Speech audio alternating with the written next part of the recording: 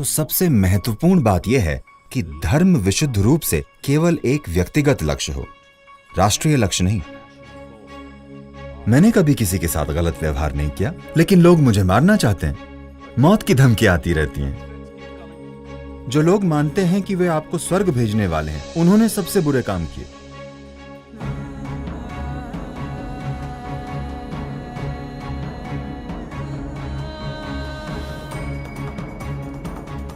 मैं एक पाकिस्तानी हूँ जो यहाँ भारतीयों के साथ पढ़ाई कर रहा हूँ और हम यहाँ सद्भाव से रहते हैं।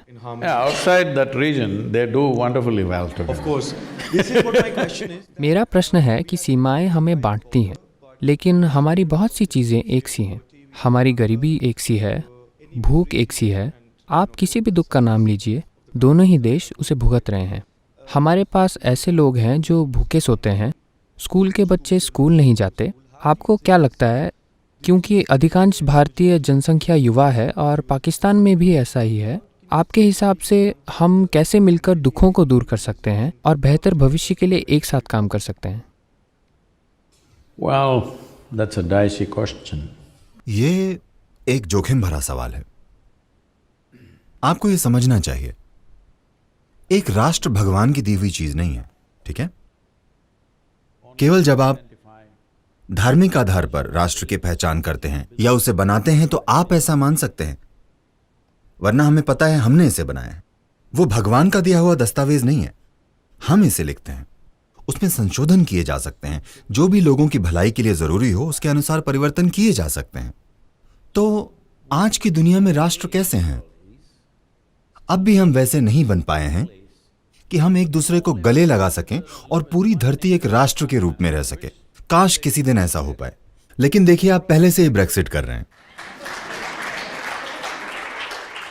देखिए यूरोप ने जो किया है पिछले 15-20 वर्षों में, यह वाकई एक शानदार जबरदस्त उपलब्धि है। पहले विश्व युद्ध और दूसरे विश्व युद्ध के बाद किसी ने यह कभी सोचा नहीं था कि जर्मनी, फ्रांस, इटली और इंग्लैंड एकजुट हो सकते हैं। किसी ने कल्पना नहीं की थी। क्या आप साल 1945 में इसकी कल्पना कर सकते थे? मैं आपसे पूछ रहा हूं। नहीं, लेकिन आपने यूरोपीय संघ बनाया।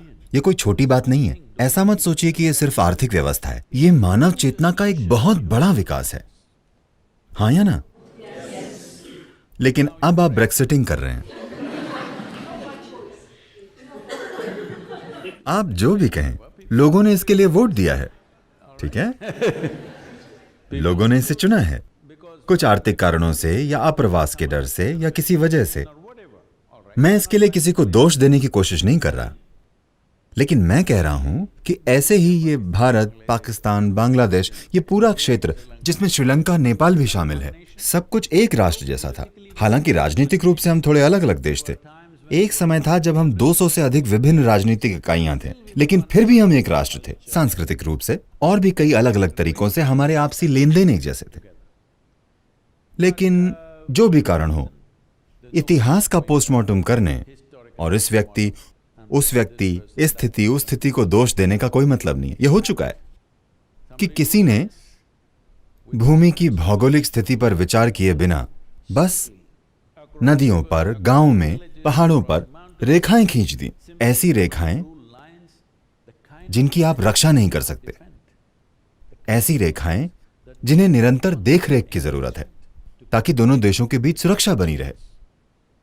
और सबसे बढ़कर देखिए, एक चीज जिसकी हमें जरूरत है, अगर युवा लोग, आप सभी, अगर आप इस दुनिया के भविष्य में रुचि रखते हैं, तो हम अब भी उस स्थिति में नहीं पहुंचे हैं जहां लोग सिर्फ अपनी चेतना में रह सकें और अपने धर्म, अपने स्वर्ग और उन सबको छोड़ दें।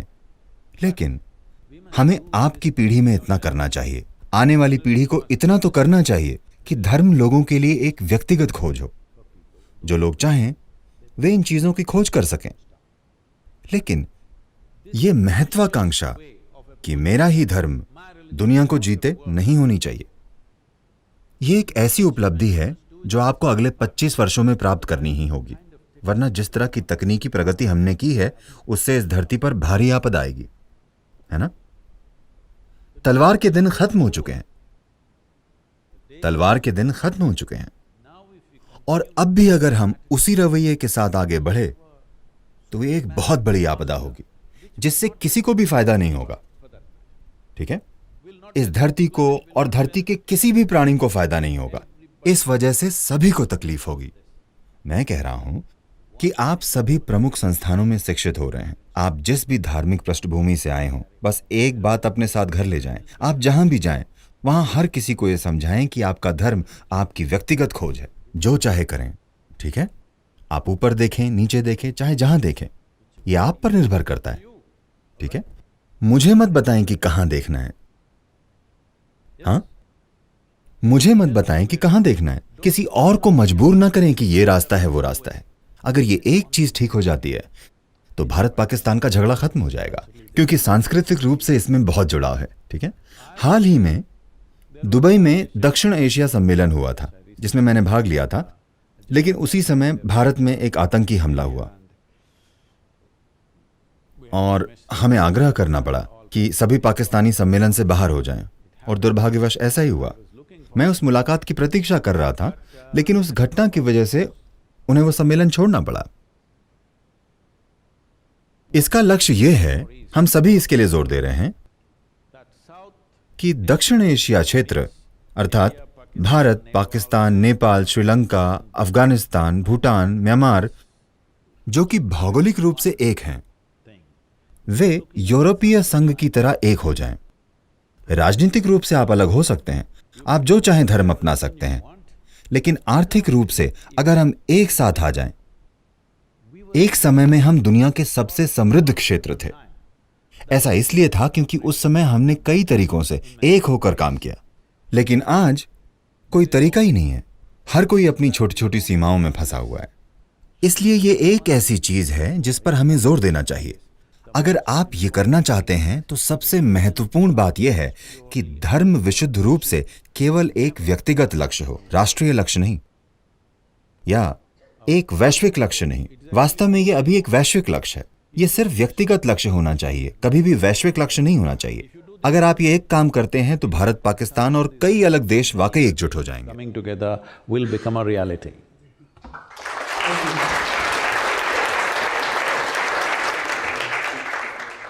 धन्यवाद सद्गुरु। इस ज्ञान के लिए सद्गुरु का धन्यवाद। अब हम प्रश्न आमंत्रित करेंगे और आप अपना हाथ उठा सकते हैं। नमस्कारम सद्गुरु, मैं आपसे अनुरोध करूंगा कि प्लीज़ धर्म की संपूर्ण व्याख्या के मुद्दे पर हमारा और अधिक मार्गदर्शन करें, क्योंकि आपने कहा कि इसे एक व्यक्तिगत मामला होना चाहिए। धर्म का विचार, जैसे कि आपने पहले भी कहा है, ये भारत और आसपास के स्थानों के लिए एक नया विचार था, लेकिन लोगों ने धर्म और सामाजिक सांस्कृतिक पहलुओं पर भी रेखाएं खींच दी और आखिरकार जिसके कारण संघर्ष हुआ। तो आप इनर इंजीनियरिंग योग को उस संघर्ष को सुलझाने, अपने भीतरी तत्व की ओर मुड़ने और धर्म की बाधाओं को तोड़ने के तरीके के रूप में कैसे देखते हैं? आप एक भविष्यवाणी चाहते हैं या आप एक योजना चाहते हैं?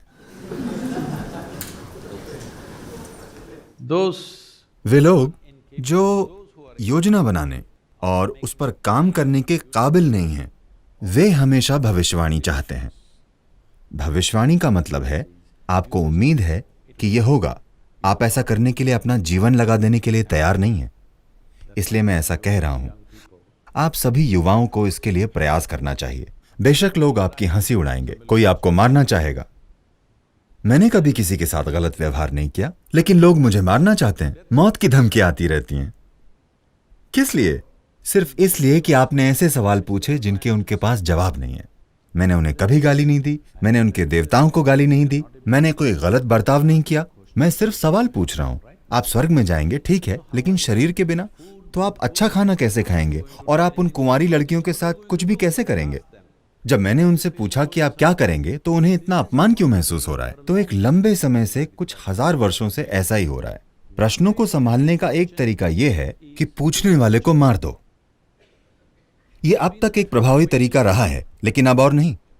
अब यह ऐसे नहीं चलने वाला, क्योंकि आज केवल एक व्यक्ति प्रश्न नहीं पूछेगा, 1 अरब लोग प्रश्न पूछेंगे। हाँ, एक बार आप सवाल उठाते हैं तो पूरी दुनिया जानती है कि यह सवाल है और हर व्यक्ति वो सवाल पूछेगा। एक समय था जब केवल एक व्यक्ति ने गांव या कस्बे में सवाल उठाया और आपने उसे मार दिया और सवाल खत्म हो गया, लेकिन वो समय बीत चुका है। तो इसलिए आपको किसी को भी गलत शब्द नहीं बोलने, लेकिन आपको उचित सवाल पूछने चाहिए, है ना? हेलो, निडर और उचित सवाल हमारे जीवन में जो भी मायने रखता है। क्या हमें कम से कम सवाल नहीं पूछने चाहिए, भले ही आपके पास उत्तर ना हो? आपको किसी के साथ गलत बर्ताव नहीं करना है, आपको किसी की हंसी नहीं उड़ानी है, लेकिन आपको सवाल पूछने चाहिए, क्योंकि अगर आप 3 बुद्धिमान प्रश्न पूछें तो इस धरती के 90% शास्त्र और तीनों स्वर्ग अभी गिर जाएंगे। मैं बहुत प्रभावित हूँ कि आपने कहा कि धर्म एक राष्ट्रीय लक्ष्य नहीं होना चाहिए, ये व्यक्तिगत होना चाहिए और हमें सही बात करनी चाहिए। लेकिन आप ऐसे व्यक्ति हैं जिसे बहुत सारे लोग जानते हैं। क्या आपको नहीं लगता कि आपकी सामाजिक जिम्मेदारी है कि आप कुछ विशिष्ट दलों के बारे में अपनी चिंता व्यक्त करें जो धार्मिक कट्टरता को फैलाने की कोशिश कर रहे हैं? या क्योंकि हम हर किसी को तो खुश नहीं कर सकते? तो इस पर आपके क्या विचार हैं? क्योंकि आपने अभी कहा था कि आप किसी राजनीतिक दल का समर्थन नहीं करते हैं और आप किसी को वोट देने के लिए लोगों को प्रभावित नहीं करना चाहते हैं, लेकिन आपको नहीं लगता कि हमें ऐसी चीज़ के खिलाफ खड़ा होना चाहिए जो गलत है? मैं किसी भी चीज के खिलाफ नहीं हूं, मैं यही चीज आपको समझाना चाह रहा हूं। मैं इंसानियत के पक्ष में हूं। कई अलग अलग तरीके के मनुष्य हैं, ये मेरे लिए अच्छा है, क्योंकि अगर वे सभी मेरी तरह बन गए तो मैं इस दुनिया में नहीं रहना चाहूंगा। वे सब अलग हैं, इसीलिए अच्छा है। उन्हें देखो, ये कितने अलग हैं सभी, इसीलिए अच्छा है। लेकिन सभी बेवकूफ हर किसी को अपने जैसा बनाने की कोशिश कर रहे हैं। अपने घर में कल्पना करें, अगर एक और व्यक्ति आपके जैसा हो तो क्या आप वहां रह सकते हैं? One is too much, isn't it? एक ही काफी है ना? लेकिन वे अपने जैसे लोगों से भरी दुनिया चाहते हैं। तो मैं किसी के खिलाफ नहीं हूं, ठीक है? सभी वो कह रहे हैं जो वे कहना चाहते हैं, ये ठीक है, जब तक कि वे अत्यधिक शक्तिशाली ना हो जाएं, ठीक है? वे अपनी राय व्यक्त कर रहे हैं। Opinions are like cataracts. राय मोतियाबिंद की तरह होती है, ये जितनी अधिक होती हैं उतना ही आप कम देखते हैं। तो मैं उनमें भी स्पष्टता लाने की कोशिश कर रहा हूं। लोग कहते हैं कि सदगुरु, आप उस सेलिब्रिटी के साथ दिखे, आप उस व्यक्ति के साथ क्यों बैठे? आप इस राजनेता के साथ दिखे, आप उस व्यक्ति के साथ क्यों बैठे? देखिए, पिछले 22 सालों से मैं भारत और अमेरिका दोनों ही जेलों में काम कर रहा हूं। मैं लगातार हत्यारों, बलात्कारियों और सभी तरह के लोगों के साथ रहता हूं। मेरे लिए वे भी ठीक हैं, क्योंकि इंसान ये सब चीजें करता है। सवाल केवल यह है कि क्या हमारी पीढ़ी एक ऐसी स्थिति का निर्माण करेगी जहां इंसान एक ऊंची संभावना में विकसित हो सके, या आप उसको मार डालना चाहते हैं, उसे लटकाना चाहते हैं, वगैरह वगैरह? क्या यही आपका समाधान है? मेरा विश्वास करें, जिन लोगों ने सोचा था कि वे बलपूर्वक समाधान लाएंगे, उन्होंने ही हमेशा पृथ्वी पर सबसे ज्यादा खराब स्थितियां बनाई। हाँ या ना? जो लोग जबरदस्ती कोई समाधान थोपना चाहते थे, उन्होंने सबसे खराब काम किए। क्या ऐसा नहीं? जो लोग मानते हैं कि वे आपको स्वर्ग भेजने वाले हैं, उन्होंने सबसे बुरे काम किए। जिन्हें यकीन था कि वे बलपूर्वक सभी को एक जैसा कर देंगे, समानता लाएंगे, उन्होंने धरती पर सबसे भयानक चीजें की। हम फिर से वही गलती नहीं करना चाहते। मैं चाहता हूं कि आप समझें, वे गलतियां आज के हथियारों और आधुनिक तकनीक के समय में महंगी पड़ सकती Modern हैं। weaponry and modern technology, those mistakes are no more possible. वे गलतियां अब इस धरती पर करना संभव नहीं है। अगर हम वे गलतियां करें जो, मुझे किसी का नाम नहीं लेना चाहिए, जो Mussolini, Adolf Hitler, Joseph Stalin और दूसरे धार्मिक कट्टरवादी लोगों ने की हैं, अगर हम 21वीं सदी में वही काम करें तो हम सारी मानवता को खत्म कर देंगे। अब हम वो जोखिम नहीं उठा सकते। इसलिए हम सभी के लिए प्रगति का एकमात्र तरीका यह है कि जो कुछ भी मैं आपके बारे में सोचता हूं, आप अभी जैसे भी हैं, हम आपको स्वीकार करते हैं। और आइए देखें कि हम कैसे सभी कम से कम कुछ बातों पर कैसे जुड़ सकते हैं। हम सभी स्वास्थ्य चाहते हैं, हम सभी खुशी से, शांति से जीना चाहते हैं। कम से कम इन चीजों पर हम एकमत हैं। ठीक है, आप पूर्व में उस देवता की पूजा करते हैं, मैं पश्चिम में इसकी पूजा करता हूं, दूसरा कोई किसी और चीज की पूजा करता है, या कोई किसी भी चीज की पूजा नहीं करता, ये उसकी मर्जी है। उन्हें जो करना है करें। लेकिन महत्वपूर्ण बात यह है कि मानवीय जरूरतें, मूलभूत मानवीय जरूरतें यही हैं। जब भौतिक आवश्यकताएं पूरी हो जाएं, जो सौभाग्य से इस पीढ़ी के लिए उस हद तक हो गई हैं जैसे पहले कभी नहीं थी, हालांकि अब भी शिकायतें हैं, दुर्भाग्य से समाज के कुछ हिस्से इससे वंचित हैं, फिर भी एक बड़ी संख्या में लोगों के लिए जीवन चलाने का काम पहले से बेहतर व्यवस्थित है। हाँ या ना? ऐसा ही है। आज अगर आपके पास पैसा है तो आप दुकान जाकर अगले 1 साल के लिए जरूरी चीजें खरीद कर फिर घर से बाहर कदम न रखें तो भी काम चल जाएगा।